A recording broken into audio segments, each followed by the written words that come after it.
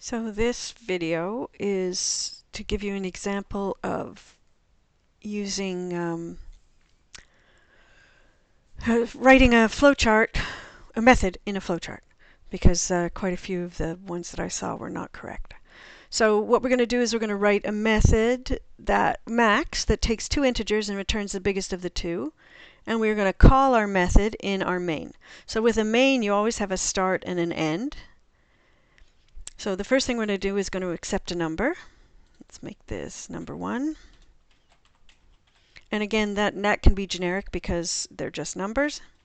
And you can put in the prompt that you put, but I'm not so worried about the prompt.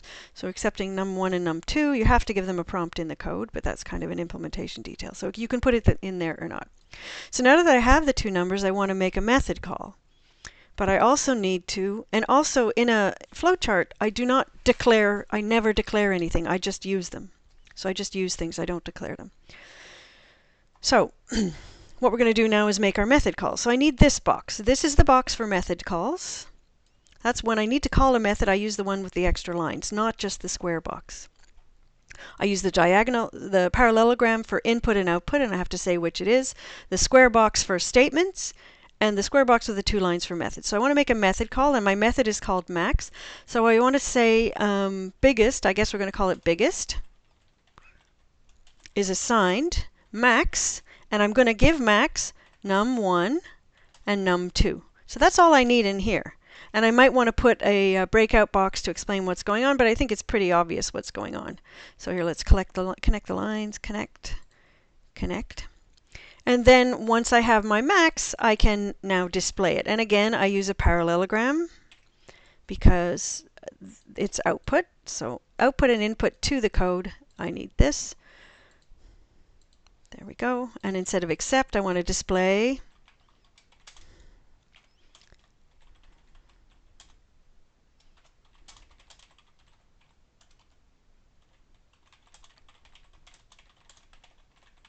So there, that's fine for my fine for my main.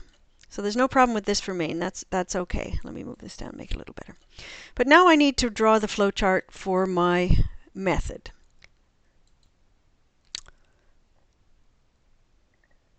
So now we need, sorry about that. Now we need to write our method flowchart. So for our method flowchart, we start with the same start and end box. But in the method flowchart, what we need to do is we need to put the method call, max. And again, we don't declare data or data types or anything. So that's the name of my method. And my 2 arguments. So my 2 arguments, let's call them x and y here. There's no particular reason, but it's just what I'm going to call them in my method. So with max, I have 2 parameters.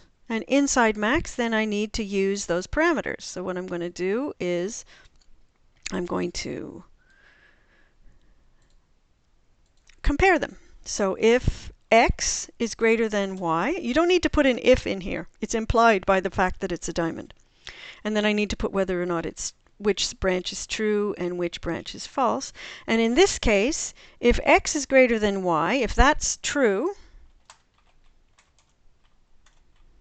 I'm going to return x. So I need a return box, so I need one of these. And in here I put return and what I'm returning. So I don't just put return, and I don't put an end after it, because once you hit a return, that's it, it's finished. So this is, if x is greater than y, then x is the biggest, so I'm going to return that. And if that's false, I'm going to return y.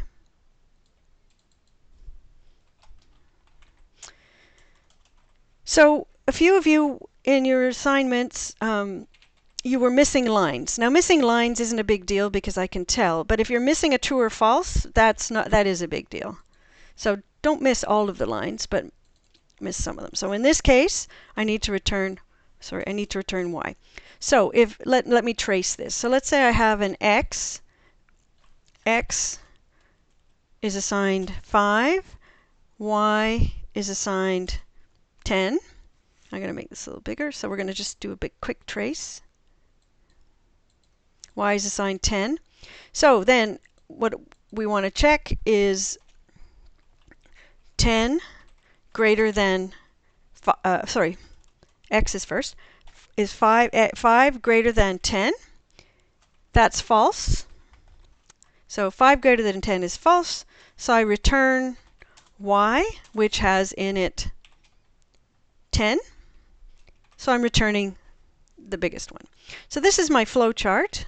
Let's make it a little smaller so you can see the whole thing. This is my flow chart. So my method has to have the method call and whatever parameters I'm using. The data type is immaterial. It doesn't matter. It's just the names of the parameters.